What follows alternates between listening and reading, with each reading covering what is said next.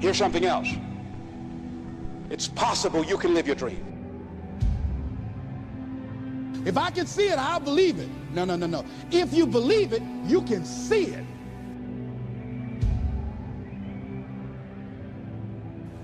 You might never fail on the scale I did, but some failure in life is inevitable.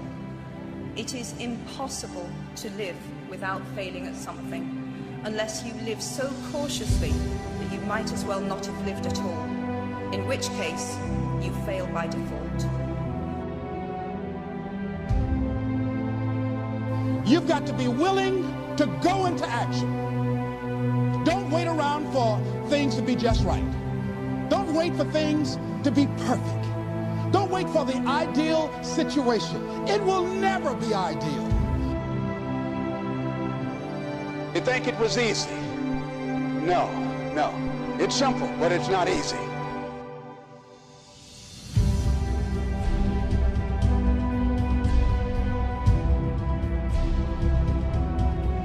It's possible you can live your dream.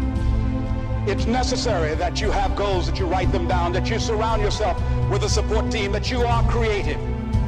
It's you that you must take personal responsibility to make it happen. George Bernard Shaw said, the people that make it in this world look around for the circumstances that they want, and if they can't find them, they create them. It's hard. No, easy is not an option. However, ladies and gentlemen, what you will discover is that it's worth it. It's worth it.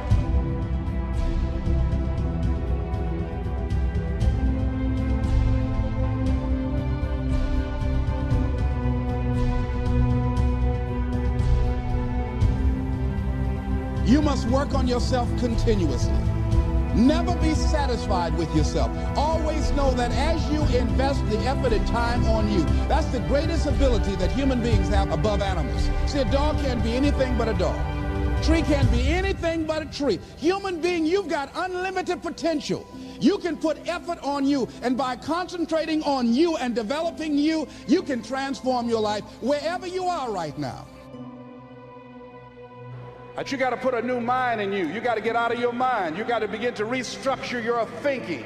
Every day, you've got to begin to recondition your mind. See, many of us go through life making choices, thinking it's our choices, and it's not. You've got to die as you are now. You've got to be willing to give up who you are now for what you can become. Certain things will no longer fit into your life. And so therefore, as you look at yourself, you've got to have this vision of yourself beyond your circumstances. You want to live life with energy and passion. You're going to get some ideas. You're going to feel your adrenaline flowing, and you're going to think about something, some idea you had. You say, I want to go back and I'm going to look at that again. And you'll get all kind of creative ideas. So every day you have to sell yourself and get out of your mind those old thoughts, that old belief system. Every day you've got to sell yourself on that it's possible. That you have the vision and never give up. That you become creative and relentless and keep on coming back again and again and again. And that it's you that you got to take personal responsibility to make it happen. And that it's hard. Easy is not an option. And when life knocks you down, jump back up and say, it's not over until I win. No matter how bad it is or how bad it gets, I'm going to make it. Say that to yourself every day. The diseases of attitude. It's never that pleasant to talk about the negative, but we got to talk about it because life is part negative. These attitude diseases are like weeds that grow in the garden. It's a normal part of life. Here's a good phrase to note. Negative is normal. It's not successful, but it's normal. It's part of life. And here's the next key, in my opinion. You must learn to handle the negative. Don't ignore it. Handle it. Now, I know some people teach the other way. and listen to them and listen to me and then make up your own mind, right? Don't be a follower, be a student. But I say you got to handle the negative. You don't have to live in it. You don't have to dwell on it, but you do have to handle it, my opinion. I know some people teach, just turn your head real quick and say, there's no weeds, there's no weeds, there's no weeds. They'll take your garden. So you've got to handle the negative. Here's what part of it is. It's called the Great War Between Good and Evil. Mr. Reynolds and I are working on a new book this year called The Great War Between Good and Evil. And there is a war on. The minute you were born, you got involved in the war between good and evil, between darkness and light, between negative and positive, between evil and good, between tyranny and democracy, between weeds and human activity. I mean, the war is on. If democracy sleeps, guess who never sleeps? Tyranny. In the absence of light, guess what's automatic? Darkness. If good does not arouse itself and become active, guess what moves in? Evil. It's a war. A mental war, a physical war, a financial war, between enterprise and ease, between accomplishment and failure. It's a war. That's why there's an Old Testament phrase that gives the best advice for human activity when it says, 6 days labor, 1 day rest. Now, I'm sure we've taken that to mean, don't work all 7 days, take one off. Here's what it also means, only take one off. Or you're liable to lose the war. Now, we've got it down to 5 and 2, and maybe that's not too dangerous. I don't know. If God would have thought of 5 and 2, he might have made it 5 and 2. I don't know. You can't think of everything. But here's what it does mean. Enterprise is better than ease. If you rest too long, the jungle overtakes the village. Now, here's the good news about the war between good and evil. Evil is no match for good, but good must be active. Weeds are no match for human activity, but if you stand still, how far in will they come? All the way. They'll grow right up around your shoes. But if you get busy, how far back can you take them? As far as you wish. They're no match, but you must be active. That's why the 6 and 1. Make sure you're not losing the war by taking off too much. Guess what the average years are after retirement? 6. 6. Which means don't retire. Your chances are too slim. Okay. The war between good and evil, the weeds. You got to make sure you recognize the negative, handle it, deal with it, and then go on. Let's make a list of the diseases of attitude that can wreck all your chances to do well. One of the words that destroys everything is called neglect. Neglect. And I found this out. A week of neglect could cost you a year of repair. It isn't worth it. So what to be on the lookout for? Here's the list. If you were making it, you'd have the same list I've got. Right? We're not covering anything new tonight. This is a reminding session, not a teaching session. But it doesn't hurt to go over it again. Here's the list. Attitude diseases. Number 1 is indifference. The shrug of the shoulder. The guy's not even concerned. He's just drifting. This is called the mild approach to life. A disease known as mildness.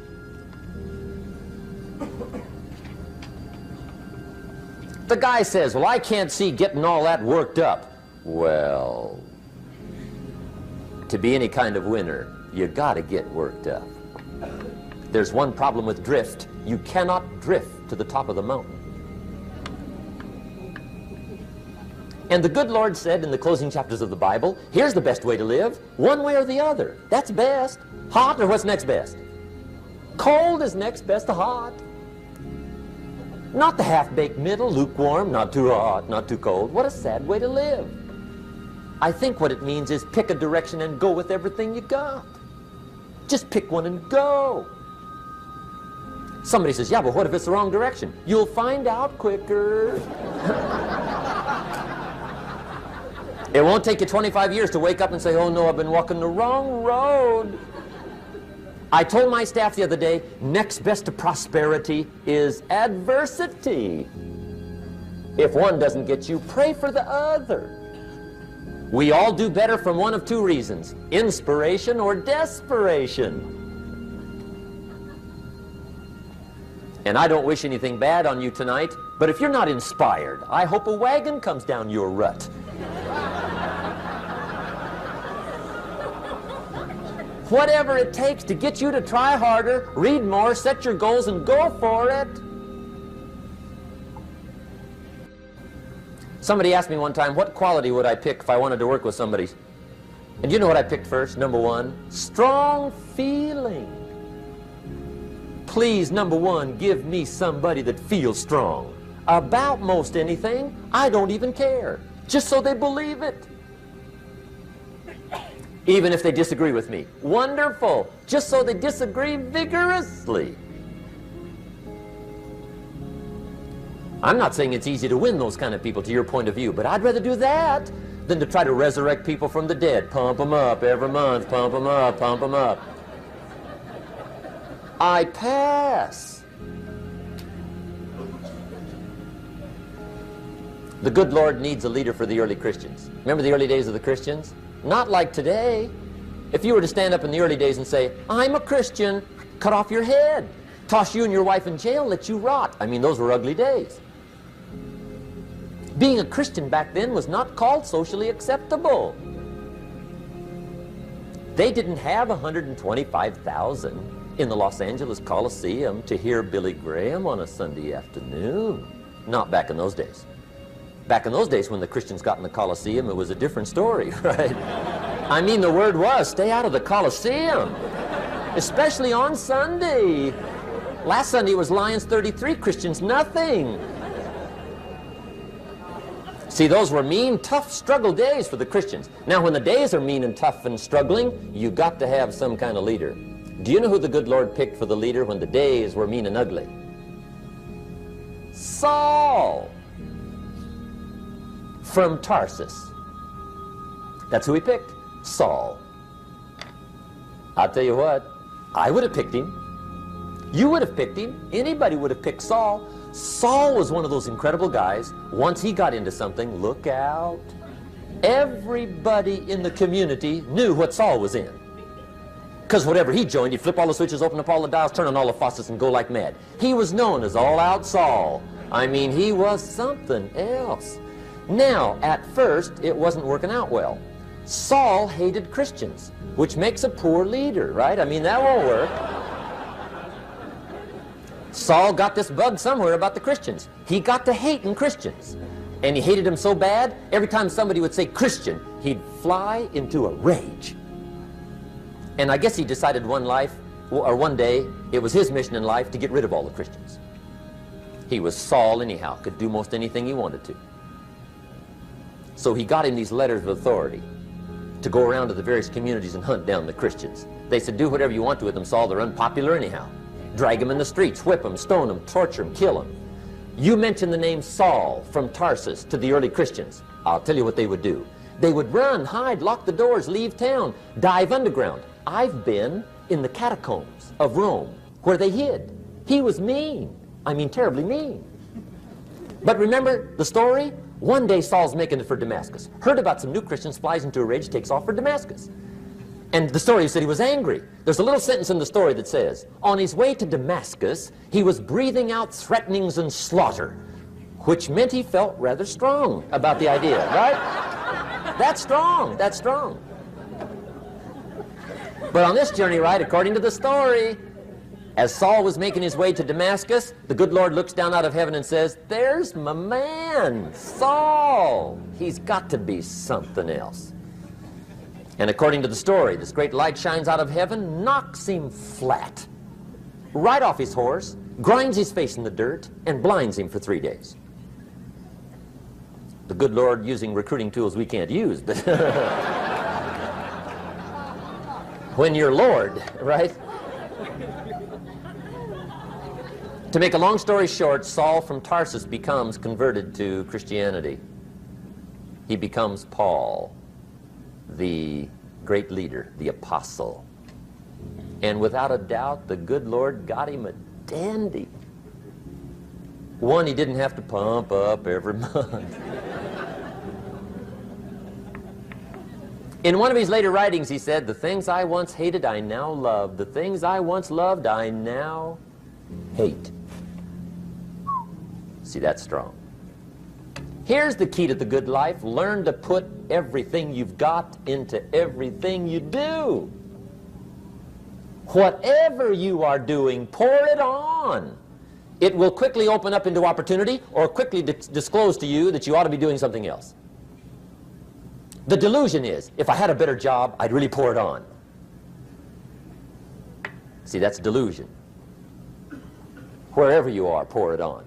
Don't give somebody half a job for a day's pay. Pour it on. See, that'll help change your life. Get rid of this disease.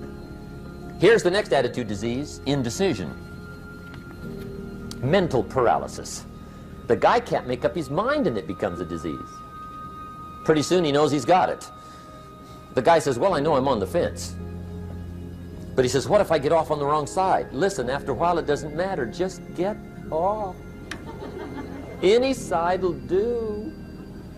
A life full of adventure is a life full of many decisions. The ones that turn out to be wrong give you better experience to make better decisions. So don't see how many decisions you can get out of, see how many you can get into. That's where the adventure is. So shake off this disease, indecision. The next one is doubt. Doubt's like a plague. And one of the worst is self-doubt. There are many, but that's one of the worst. The guy doubts himself. Doubts if it'll last that long for him. Doubts if he can do that well. Doubts if he can make that much. Doubts if he can accomplish all that. A chronic, excellent self-doubter. You can imagine what damage that does to your future. So here's the key. Turn this coin over and become a believer. And there's many things to believe in. One of the majors is yourself. The understanding of self-worth is the beginning of progress. Now, if those three don't get you, this one will. Worry. That's a devastating disease. Worry. Worry causes health problems, social problems, personal problems, family problems. It's devastating. Worry long enough, it'll drop you to your knees. Could reduce you to begging. I know how bad this one is. I used to have it bad. I used to be known as a super worrier. Not a super warrior. No, super worrier. My family wished I'd have been a warrior. I got those years to make up for. But I'll tell you what. My advice to you is do what I finally did on worry. Give it up. Who needs it? I'm not saying it's easy. I'm saying it's worth it. It took me almost 1 year to kick the worry habit, and it was not an easy year. It was one of the toughest years I ever spent, but I finally got that monkey off my back. And I discovered you could live the most incredible life free of worry. Not free of challenge, not free of difficulty, free of worry. I learned how to do it, and you can. Here's the next attitude disease. Over-caution. Some people never will have much. They're too cautious.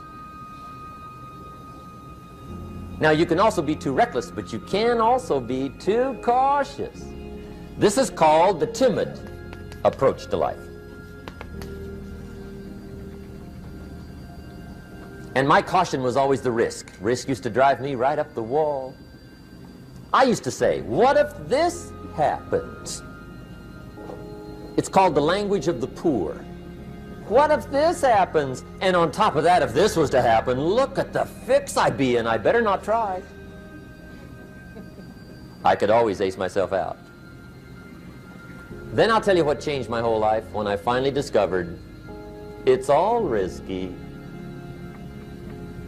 The minute you were born, it got risky. If you think trying is risky, wait till they hand you the bill for not trying. If you think investing is risky, wait till you get the tab for not investing. See, it's all risky. Getting married is risky. Having children is risky. Going into business is risky. Investing your money is risky. It's all risky. I'll tell you how risky life is. You're not going to get out alive. That's risky. The Englishman says, well, if that's the way it's going to work out, let's give it a go. Right, that's what it's for. Give it a go. Somebody says, yeah, but I'm looking for safety and security. Fine, then huddle in a corner. We'll cover you with a sheet, bring you 3 meals a day. And we'll protect you, feed you, look after you, care for you. We won't let anything happen to you, and you'll probably live to be 100. The guy said, well, yeah, I'd live to be 100. But what a way to live. Right. What a way to live, safe and secure. Don't ask for security. Ask for adventure. Better to live 30 years full of adventure than 100 years safe in the corner. And see, it's not important how long you live. What's important is how you live. Here's the next attitude disease. We're almost through with this motley list. In fact, we're almost through. Hang on. The next one is pessimism. Pessimism, the deadly disease of always looking on the bad side, the problem side, the difficult side, checking all the reasons why it can't be done. The poor pessimist leads an ugly life. He doesn't try to figure out what's right. He tries to figure out what's wrong. He doesn't look for virtue. He looks for faults. And when he finds them, he's delighted. How ugly. This is the poor guy who looks through the window, doesn't see the sunset. He sees the specks on the window.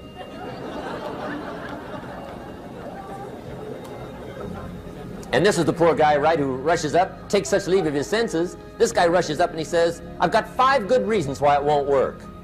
He's so dumb he doesn't know all he needs 1. He's got 5.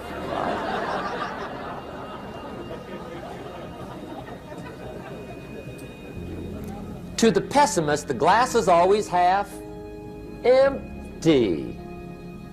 To the optimist, the glass is half full. Why would the same measure affect people 2 different ways? Answer, it all depends on how you look at it. Our lives are mostly affected by the way we think things are, not the way they are. The way we think they are affects us most. There's a subject we don't have time to get into tonight called better thinking habits.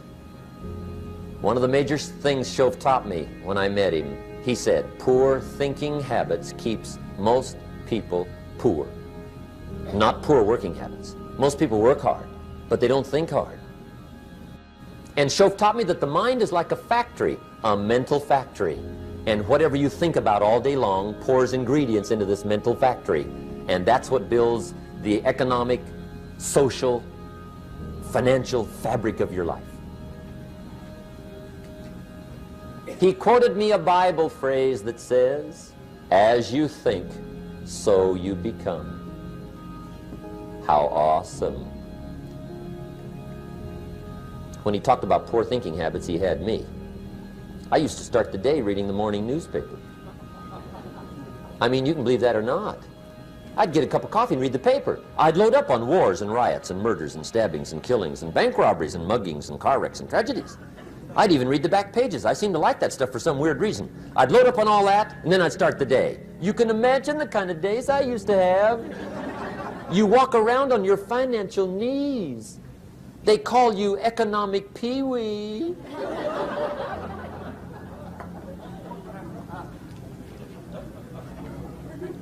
The guy says, I want to be a great leader. Wonderful. The first thing we do is follow him to his house. When we get there, we walk in and check his library, number one. Somebody says, well, why check his library? The reason is because what a man reads pours massive ingredients into his mental factory, and the fabric of his life is built from those ingredients. You would not believe what some people have got in their house to read. You would not believe. One of the best dressed up words I know for a lot of it is trash. Can you imagine dumping a barrel of trash into this mental factory every day and coming out with a rich, dynamic, positive life? It can't be done. You might as well try making a cake with cement. The kids back in Danbury, Connecticut, high school, they're asking me questions one day. I'm talking to the kids. Kids got good questions these days. One of them said to me, Mr. Rohn, how do you build the good life? I said, it's simple. It's not easy, but it's simple. Here's how you build anything. Select the right ingredients, keep out the wrong ingredients, and it starts with thought. Everything starts with thought. So you must be wise and careful what you think about, because that starts everything. You got to be wise and careful. I asked the kids, what would happen if somebody dropped sugar in my coffee? They said, well, you'd be okay. I said, what if somebody dropped strychnine in my coffee? They said, well, you'd be dead. I said, correct. Lesson one, life is both sugar and strychnine. You gotta be careful. I said, what if my worst enemy drops in the sugar? They said, will you be okay? I said, what if my best friend, even by accident, drops in the strychnine? They said, well, you'd be dead. I said, correct. Lesson two, watch your coffee.